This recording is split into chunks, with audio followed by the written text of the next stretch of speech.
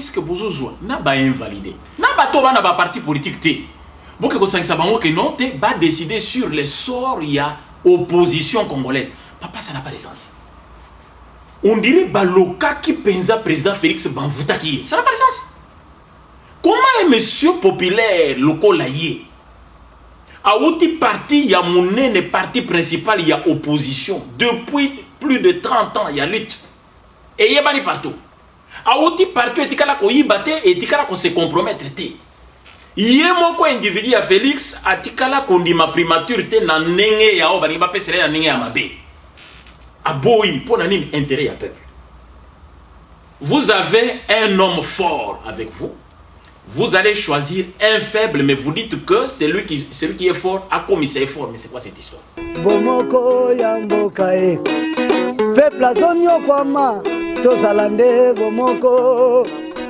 peuple azo souffrir tozalande bomoko bango tout parce que le koana ya accord wana c'est obomi vraiment accord et si les athées accord wana les athées ba yebi bien que c'est vidé ça susté donc pour na yo leader Monisco et si lobby kuna mais landa Monisco et si lobby que ndeko Fayulu alingaki azala leader ya opposition candidat commun soki bandima ki na batunyos lokola baninga mi balona basi balongo ba signature Monisco lobby que eyebi était lokola candidat ya opposition.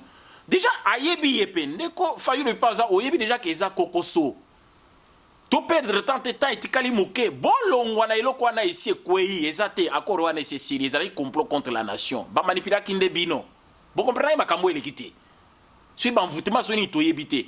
Papa, loko ese kwei et panzani ezate. Parce que base yango wana ici réclamé, le poids lourd de l'opposition ezali Félix, président Félix. Bango moko bango nyonso bakena una bayebi yango na mitemba ba bayebi bien tomi kitisa tota la pasi ya ba congolais tota la ete mboka ekufi soki penza turobaka au nom du peuple l'air yangoyo na sengi bino nyonso ba leader obokenda kikuna ba soi-disant leader obokenda kikuna na eloko ya Genève eloko na Cécile eza susté. Félix Nanan Babini. Et c'est là qui déjà. Et c'est là. Même 5 personnes bâties. Et c'est là nasi na émission et c'est les ali sousté. Bon mon peut baby les ali sousté. Et c'est là. Bomoko ya mboka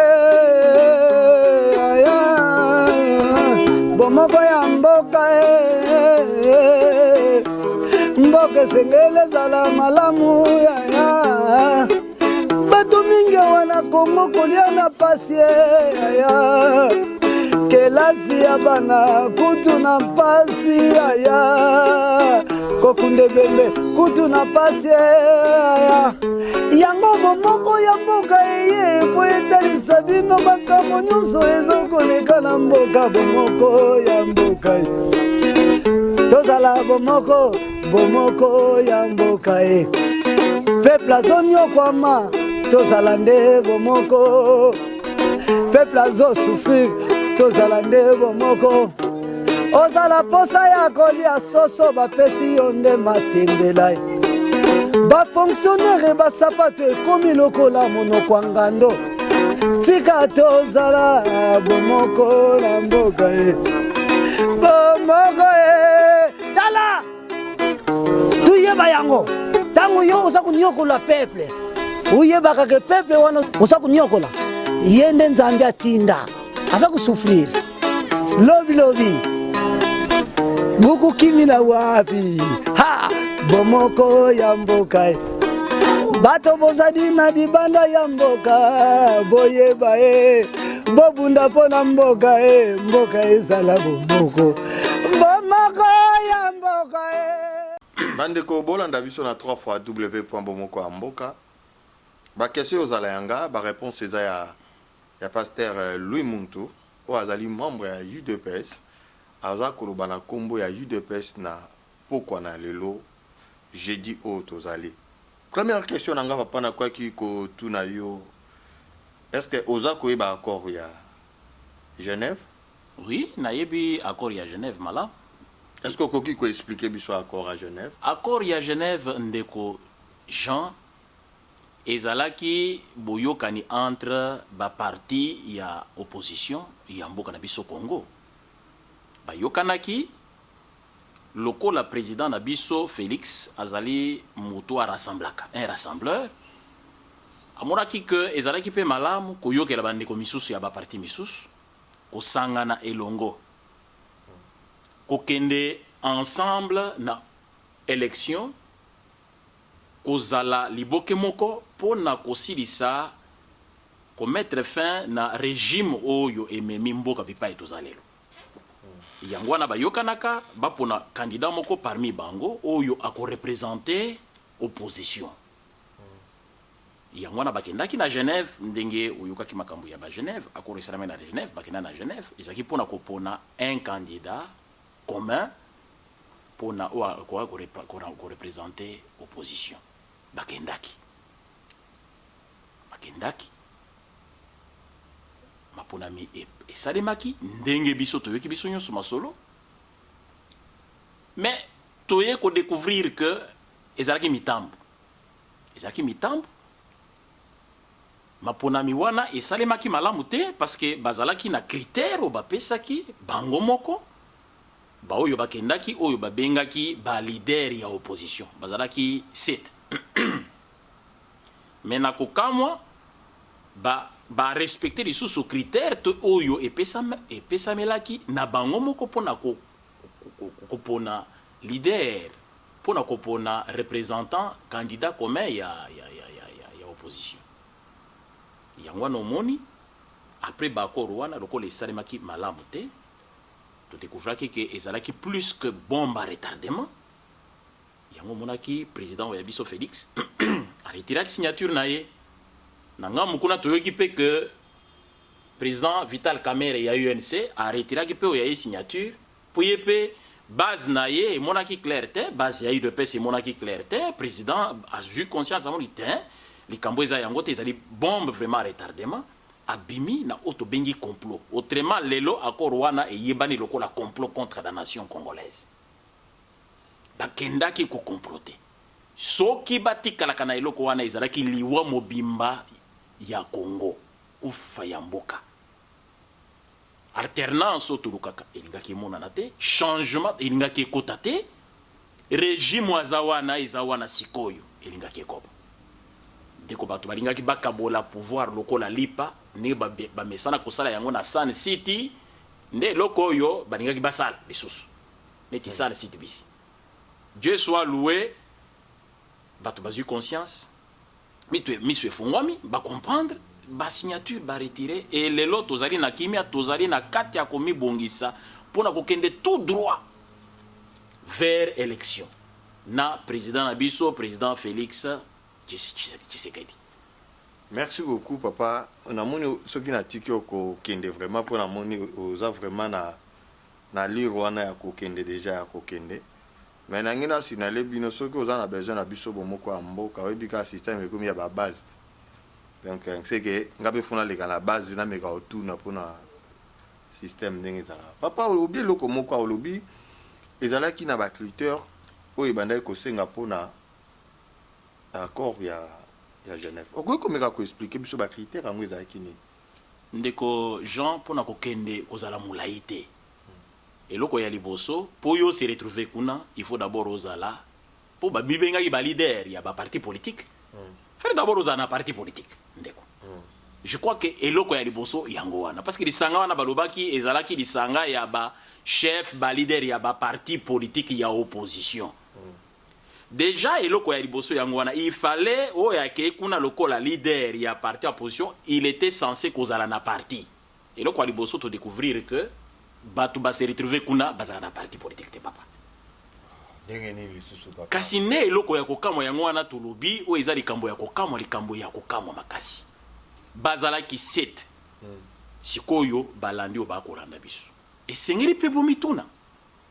Kolobaka kate oh président Félix a retiré signature eza mabe non wana eza oyo omoni ba retiré signature mais kuna bango bakendaki lisanga ya ba leader ya ba parti politique ya opposition bazala ki 7 okoki kotuna moko na bango parti politique na ezalaka parti nini po biso ya biso président Félix azali président ya UDPS tomoni pe bien que tango biloko wana ya Genève salemi complot wana eloko elingaki vraiment emema kao na mboka esalemi ba dénoncer yango base ya UDPS peuple akei na balabala peuple alobi toboyi base monanaki tokotali pe ngambo mosusu kuna tomoni pe UNC base na bango pe babimi na balabala bato nyonso bamoni parti politique yango wana siko bandeko batikali soi-disant ba leader bayaki au nom de quel parti politique papa tant là na komba kombo ya bato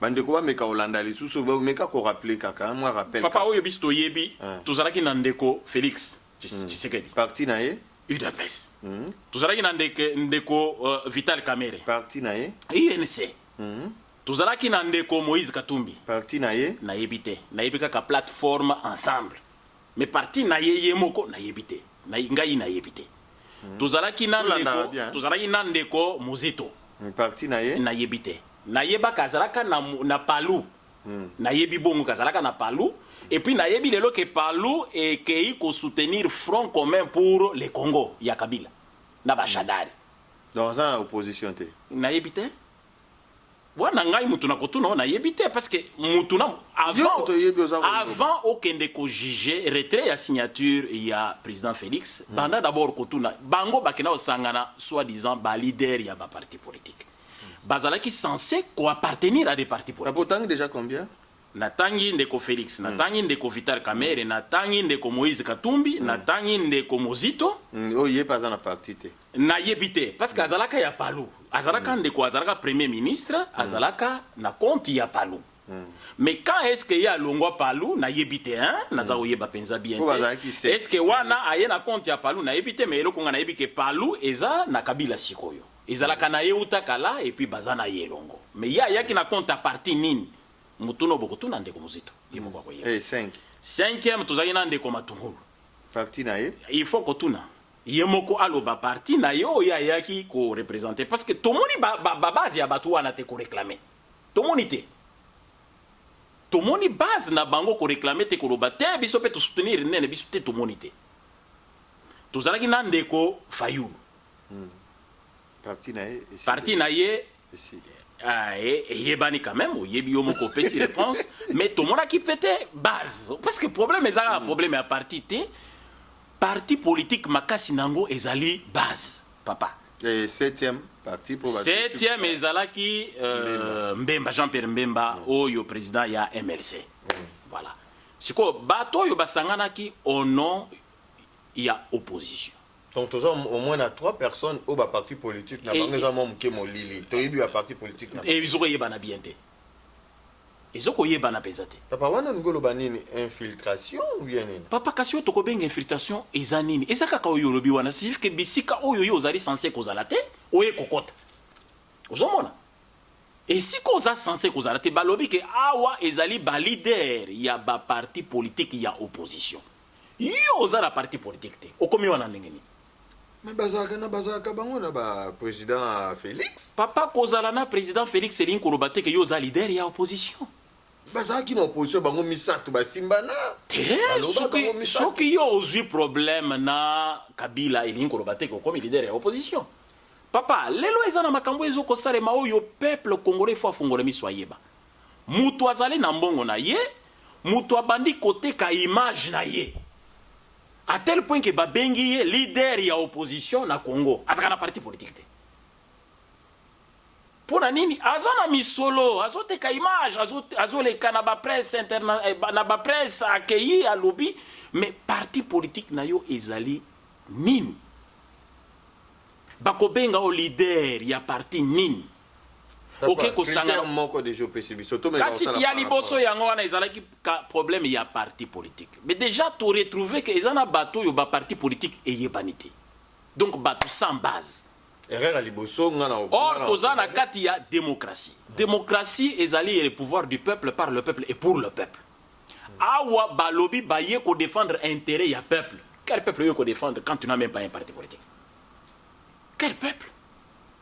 C'était le premier critère. Déjà, ici, Betaki Poto, parce que Basangani na bato yo parti ya banate.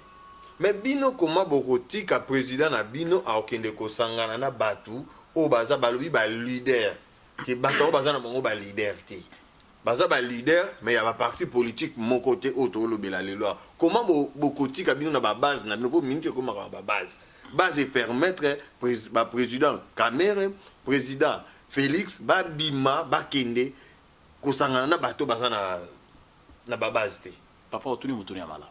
Na kwebiso awa ngana kolobela président Oyangai Félix Tshisekedi. C'est un rassembleur. C'est quelqu'un qui aime bien écouter les autres et mettre tout le monde autour de la même table. Ça, c'est sa première qualité. Ce n'est pas un arrogant, c'est un monsieur sage et intelligent. Ataza un diplôme te. Papa, urubi bien ataza un diplôme te. Toye bala makambuka na diplôme te kaka soki bolimbo fingai. Mais tant que vous avez besoin, vous pouvez primature. Papa, yo mona président nini na Congo ya parti politique. Oyo ba pesa primature aboya na mboka Congo. Uta tango ezalaka Zaire. Président nini ya parti politique oyo ba bondela ba pesa primature aboya. Etienne Tshisekedi. Akasi président ya biso président ya biso ya kala ya UDPS. Modèle wana ezaka ka modèle ya UDPS. Le seul parti où etikala ko se compromettre c'est l'UDPS. Etikala ko sangana te makamwa muibi c'est l'UDPS. Et olobi bien Etienne Tshisekedi et lelo ezali Félix Tshisekedi. Oyo ba bonde tant baba na bonde aya ozwa primature. Ba tuna diplôme na yede pourquoi? Tant boza na besoin na ye diplôme na ye botuna kate. Mais au juste banana siko soki ayebisi bino vérité aboyi makambo bozolinga sala wa moni keza molili ya bien te bobani uruka diplôme. Soyons sérieux. Soyons sérieux, papa. Makamangi bima wapi nanu ya badia diplôme. Pour ngaso na poser question za pour na poser na loba oyo loba mana barabara. Makambo wana ebimaka soki ndeko Félix Tshisekedi apesi position ya vérité ou eshoka kabatu.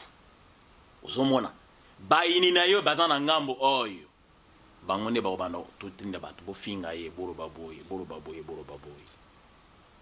Et où takanaka ya banguna ya ba ennemi na ye de côté wana makamona utaka mais tant balanda ka pour la primature batu na ka diplôme na ye lelo ya retirer signature na ye muto na diplôme te mais s'il fallait les cas sans bruit bo finga ka na diplôme te muto a retirer signature bi abima kamo akomi ke na marque na ye ozomona siko kolelo bokomi kolela bipa union sobolela koto Félix sobolela koto Félix ye wana siko bolela signature na ye bosana ngonini papa vous monatez que président Félix n'a qu'à retirer signature na ye ils ont que koko isa UDPS et l'autre côté bien au contraire président Félix a sauvé Mboka ndeko kanga wana zokoloba na ye asubi mboka na nini omoni eza na bato ya mayele na mboka na biso Congo parmi lesquels tositaka basango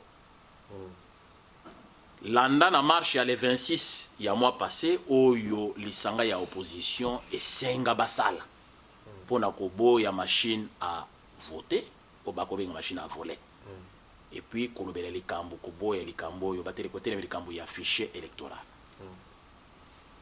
UDPS et boya marche wana. UDPS est comprenaka que jeo ezalaki sima marche wana manifestation ezanine tango liboke ya opposition etelemi e boyi comme ça bandeko ya ngambu ba annuler l'élection ba lo baté moyen to kendeza les sous-tétans ekomi muke to reporter élection et entre temps ba reporter élection ba koluka mena un dialogue esalema et tant ba dialogue esalema ezali nini ezali poete o azana pouvoir o to luka kende avant d'Akawana Kabila nde okabi bakena partage à pouvoir quand bakena na san city oyebana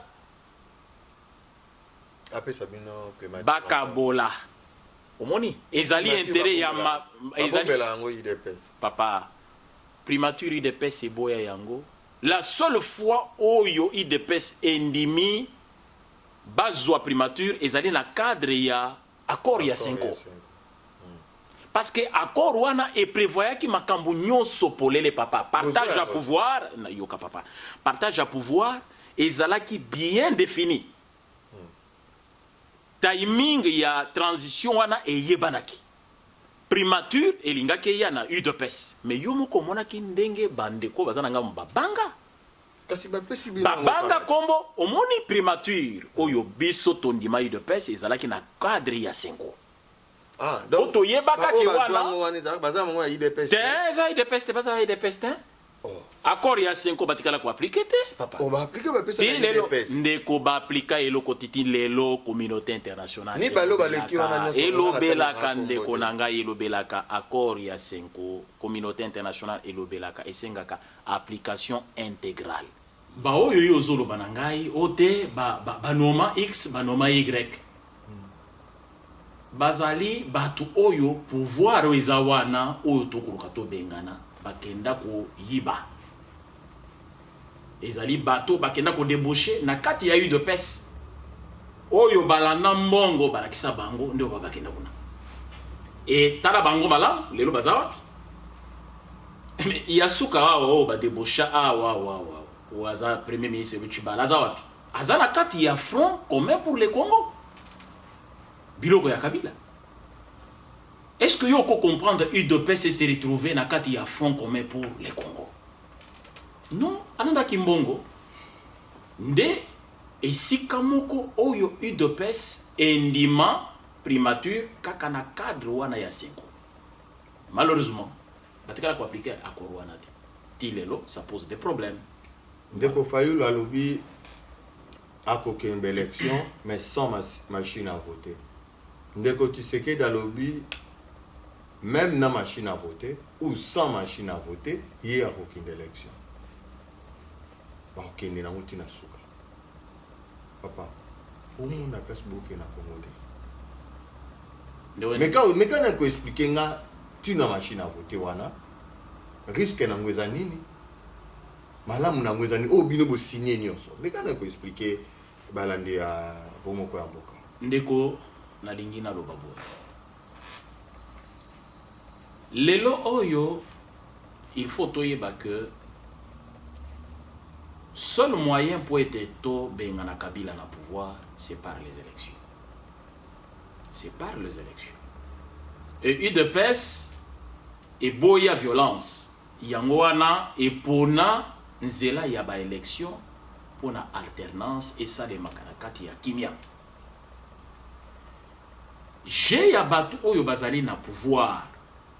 Ngambu ya Kabila basi bayebi que machine à voter au baye na yango ezali déjà ko préparer une tricherie à grande échelle et yebani bongo mais UDPS peut comprendre que soki lelo to lobby to boy machine wana suka batoyo bakozwa raison bakoloba opposition et boy machine sikoyo to reporter élection. Tant que vous avez reporté l'élection et commis makambo mususu ndeko. Yamana yi de peste lobby biso to kokene na maponami. Poto sukisa mayele mabe ya Kabila na bato na ye. Bazela ki to boya élection mbala oyo to kokende ti na élection. Et pour na biso yi de peste to aussi to former ba témoin na biso oyo bakoza na ba bureau de vote partout na mboka mobimba to aussi to former ba témoin to aussi pe to total lip ba informaticien tende ko ba témoin to zalipe kotala lolenge nini to ko travailler na collaboration na église catholique. Oyo ngamu na bango pe ba former plus de 40 000 témoins. Oyo bako ikende ko kengela. Toko na opération kangambo yibi. Ndeko nazo ebisa yo. To yebi que mukolo tricherie eza déjà na rendez-vous. Et kozala na rendez-vous. Mais mukolo wana nde mukolo ko yeba que le peuple gagne toujours. Toko kende élection ndeko Félix Tshisekedi a gagné. Kangona akoloba na yo ako gagner na élection. Est-ce que oza koyeba que papa Etienne a gagné à l'élection? Nayebi. Est-ce qu'il a gouverné ka? Nayebi pe. Est-ce que yon dimi que tu go après ça binango c'est bo gagner? Omoni na 2011 problème ebima na 2011 na élection 2011 tu gagnes l'élection, mais tu déploies des témoins partout dans le bureau de vote. Ce qui fait que tu as preuve de procès verbaux. Et l'église catholique, il y a un cardinal dans la période où Aloba, Kabila a gagné Ayibi victoire Yandeko Etienne Tshisekedi. Il y a un tous les soins, il y a former des témoins partout. Des témoins partout pour être tout le résultat, il y a élection juste après le dépouillement. Moyen oyi bezate. Bayibaka mbala oyo bakokanga. Peuple a gagné. Papa, en dehors, mais papa, eyebani. Ba batambola na peuple bayebani. Tant bis tu za meeting au sala, to pesa ka 10 francs. Papa to pesa ka 10 francs na moto te peuple ayaka ye moko me ndeko Félix Tshisekedi azozonga mboka le 17 oyo. Mais yo moko zelo ozo ba image komona. Peuple ye wana za simana ye. Mais bande misisozo sitelenga ba kombote ba kendaki kuna ba pia ka 10 francs, ba pia ka 20 francs pour peuple ya batondisa quelque part. Ton appel ba soi-disant parti à opposition to lo balelo ke bakeko sangana eloko mosusu eza na sens te. Mais kana ko yebisa bana balandi ya bomoko ya mboka. Siko bo kende élection, bo kende tant que parti indépendant ou bien bo kende na compte à opposition. Mais na opposition la vraie opposition. So na opposition toza déjà na leader kuna déjà te papa toza na leader kuna te. Bon fayo papa. Unina ibselomo. No bako toza na déjà vérité to yoka. Lo papa. Tango maponami ya ba gouverneur ya ville ya Kinshasa isalemaka. Oyo ememande kwa André Kimbuta bipa ya za. Yo yokola nanga. Oyo ka lisolote ya $40,000. Oyo nde kwa André Kimbuta zo apesa na mutu. Apesa na nani? Ezalaka pona musala nini? André Kimbuta leka. Aleka na kunde. Kasi likolo ya 40,000 wana epesa maka. Apesa na nani? Et puis lelo état nini ville ya Kinshasa ezana état nini? Yo zuila relié 40,000 mais tala venir ya ville mobima ndenge komile. Non, tout ça est mais Congolais, il faut fongola miss. Accord, on est valable. Tout comment? Accord est valable parce que bon, bazan a ba parti politique, ba vrai leader il y a opposition babimi. Oh, mais nazo ebiso ke bato bazan na base bango wana babimi. Tango ba batikali mi balé babimi, batikali 5. Nana li molé no bien sikoyo. 2 babimi ba retirer ba signature. Pour bazan na ba base, ba yebani. 5 batikali. Na ba batikali. Hein?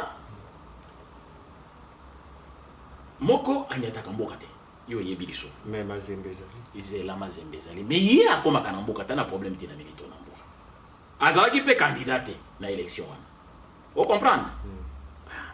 Yami Balé azalaki candidat, aza invalidé. Vous comprendre? Batikale combien? Batikale 3. Yami Sat mususu wana.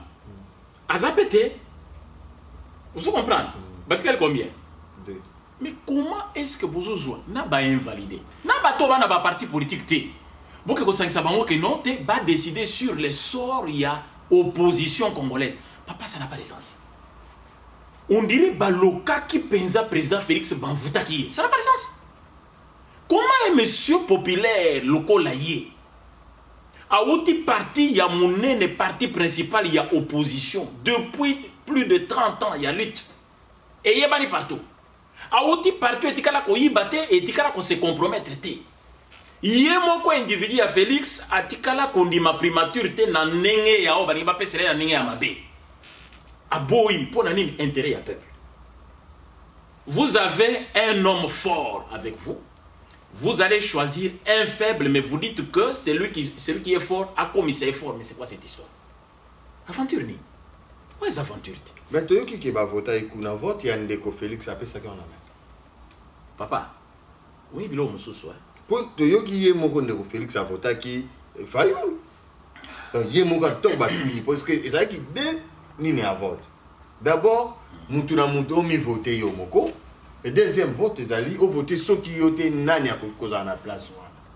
olobi bien omi voté yo moko moko ezalaki ya kovote yo moko Moko, mais- ya mibale ezalaki soki yo moko te soki yo moko te ovote nani mais ndeko nani Félix président Félix mpo na ye amonaki ke eza fayulu yanga avota ye fayulu yo na moto ayebisaki ke ndeko Félix avota ye fayulu toza na bato bawuti kuna nalandaki soki nakoki kosite na Tchango ndeko na biso Fabien ayambaki témoin moko azalaki wana ayambaki na émission nga nalandaki yango oyebi tolobelaka tokoki mpe kobenga yango na cadre ya le moindre mal un mal nécessaire mais par rapport na baobjectif ya koatteindre par rapport na situation ya mboka Congo biloko ya baakord oyo eza biloko ya kosupprime eza te esisili omonaka ndeko ndeko Félix abimi wana esili eza esusu te etikali kaka ne bakolobaloba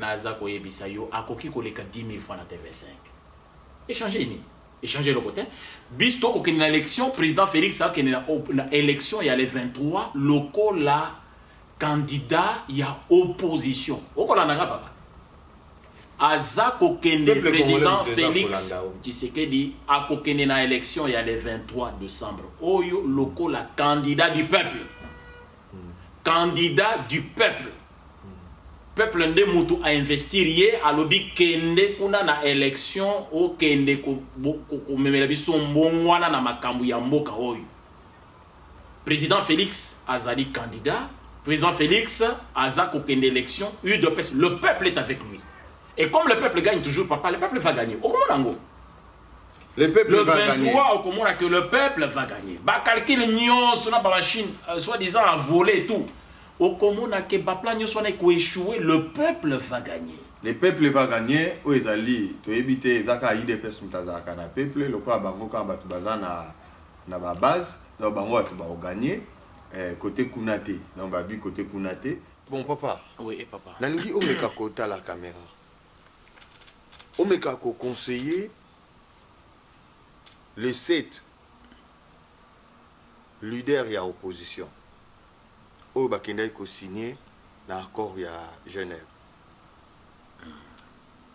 tala ndeko Fayulu aotala omeka oconseiller ndeko Martin Fayulu bipa yozali nakanisi okolandanga conseil na kopesa na yo ndeko oyebi poids politique ya président Félix Tshisekedi yo oyebi yango malamu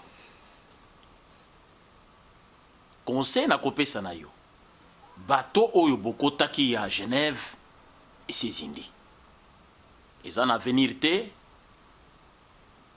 alors lokola ezindi bima avant zongela président Félix yaka kobattre campagne pona ye soki solo ozalaka na posa ya komona changement na mboka ya Congo changement ngo ebengami Félix Tshisekedi nayebi ke ozalaka mutu malamu nayebi ko raisonnaka bien oza pe papa ya bien bakosa yo te na bato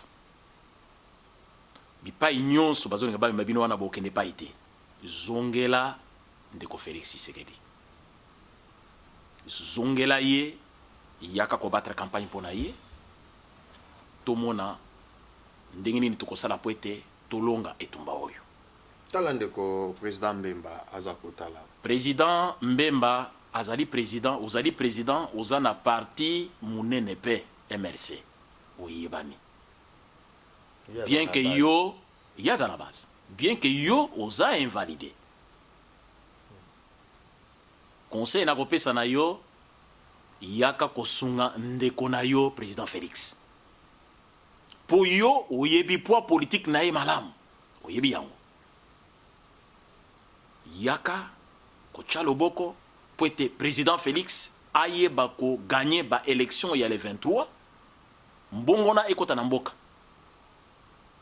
nde conseil ona opesa na yo tala président Kamere président Kamere bipa yo ozali nayebi ke yo pe oza na base oyebi pe bien poids politique ya président Félix na minute oyo na kosenga yo o se joindre na ye.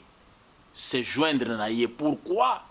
Parce que azali mukambi ya parti kulutu yao yayo. INC botami il n'y a pas longtemps. UDPS et luta wuta bambula na bambula. Yo yebi bien lutte ya UDPS. Alors, lelo elo kona kosenga yo c'est que mikiti sa ndeko Vital Kamerhe. Yaka kosungande ndeko Félix. Soki penza ozali na posa komona mboka oyo ya biso Congo kokangwama. Yaka kochaloboko et pandeko Félix. Poete a gagné élection. Il y a le 23 décembre oyo. Mais quand conseiller ndeko Katumbi pona par rapport à ndeko Moïse Katumbi yo oyebi ke pozonga mboka ezamwa pasi na ba problème nyonso ezoleka leka nyonso. Omekaka kokota par Kasumbalesa omona kango musika okota te oyebi. Mais ozali na batu na yo ya ensemble plateforme na yo. O bayo ke la kayo pe bien. Conseil na kopesa na yo pesa ordre na batu na yo ya plateforme ya yo Moïse Katumbi ndeko Moïse. Baye bakocha président Félix Maboko. Oyebi bien poids politique ya président Félix. C'est un poids lourd. Na minito yo le seul candidat ya opposition a koki ko faire face na ekui ko écraser tricherie oyo ezali déjà na rendez-vous na ka ya banguna ezaka ka Félix. Alors na sengi na yo Moïse pesa ordre na batu ya ba plateforme na yo. Batika sentiment. Il y a plateforme wana.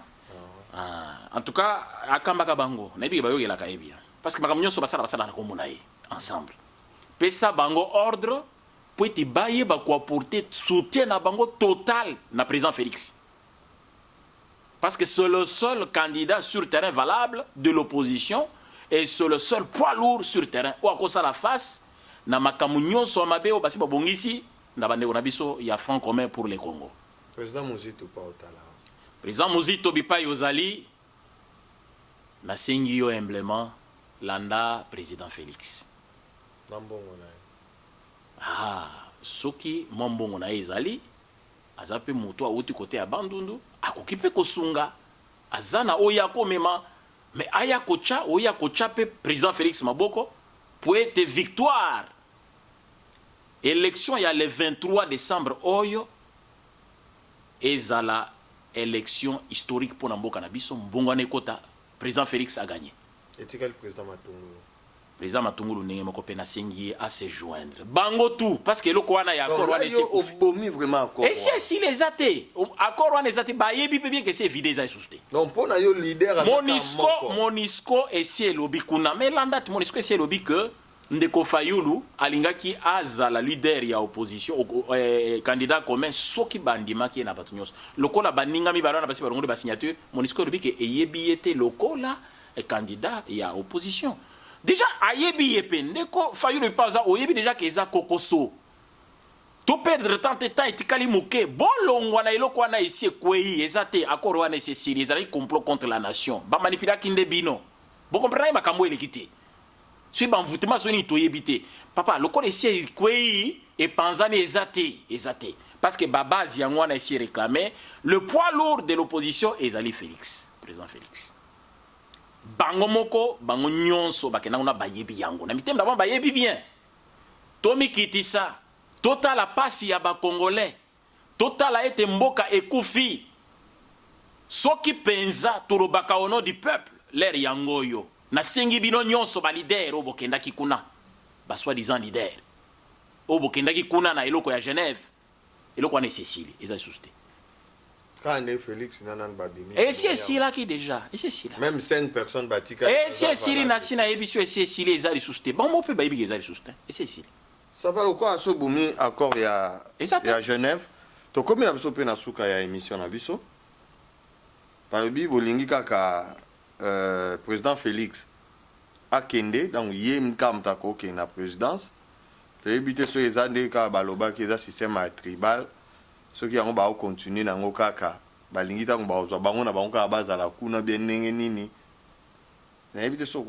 biloko ya nini ya tribalisme wana nde tolinko yoka te biloko to komona lelo bato bakolobela makambo ya tribalisme non Congo eyebi makambo wana te en tout cas eza makambo oyo tozopekisa toza temps ya kolobela biloko ya modele wana te toza na munguno aza liboso na biso oyo ifo tobengana mboka ekufi tozokomona pasi kote na mboka bandeko bakokufa Congolais a une valeur te bamboko ezanzinga zinga bakonde ko loso Congolais bake ko bata makuna bazo beta bazo nyoko bazo torturer bazo boma bango wana eza distraction to sangana biso nyonso ba parti soi-disant en position bo sangana sima ya président Félix po boyebi ke yende poids lourd sur terrain boyebi bokoko sabato nyonso mais bokoko saba conscience na binote boyebi pe bien ke yeso alobia sala meeting bomona ko ezali boyebi. Alors, bomikiti sa boya bozonga parce que bisoneza na tozo kende vers élection. Président Félix azali candidat je répète. Bato nyonso ba mona ki confusion, bo comprendre ki makambo yote, bo comprendre que yote boti kango za distraction, tozo kende vers élection. Président Félix azali candidat pour les comptes de l'opposition. La vraie opposition et il va gagner les élections. Il va gagner les élections. En tout cas, base UDPS n'a salué Bino, Boulaxi Makasi Nabino, n'a salué secrétaire Nabiso général Jean-Marc Kabound, porte-parole honoraire Nabiso Augustin Kabouya, la Pessi Bino Mbote, Bozalaka Kabongo. En dehors des témoins, où ils ont formé, où ils ont un bureau de vote, na lingi Congolais nyonso abongo na koma pe témoin.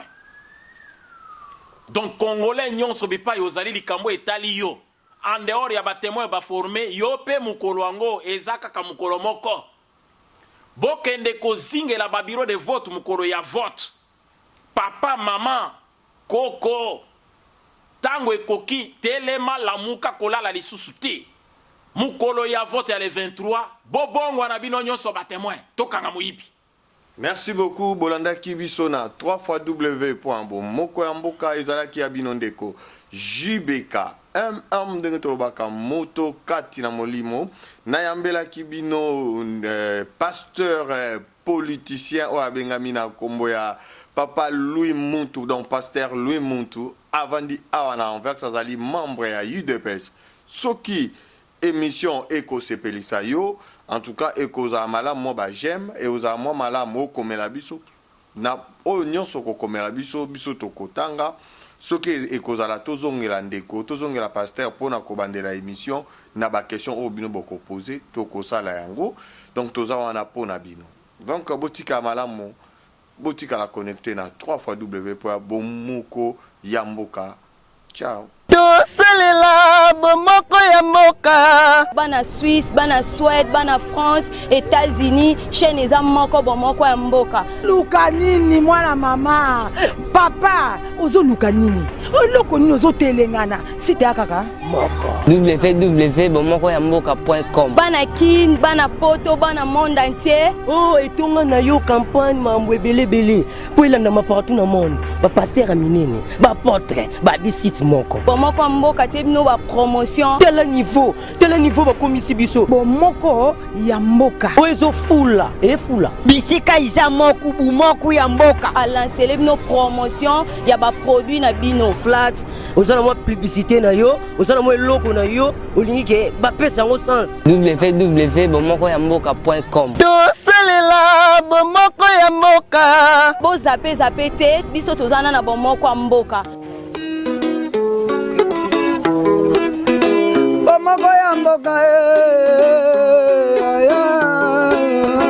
bomoko ya mboka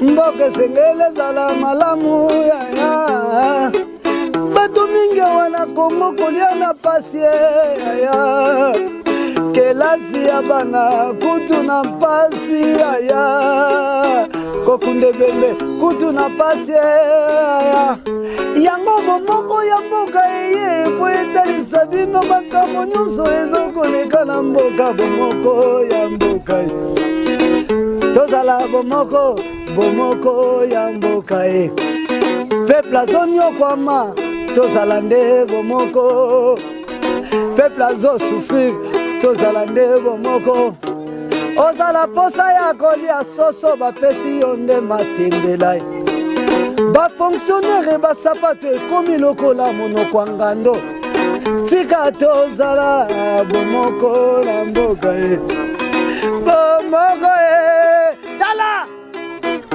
tuyeba yango ntango yo oza koniokola peuple uyebaka ke peuple wana oza koniokola ye nde nzambe atinda aza kosufrire lobilobi bukukimi na wapi ha bomoko ya mboka bato bozali na libanda ya mboka boyeba bobunda mpo na mboka mboka ezala bomoko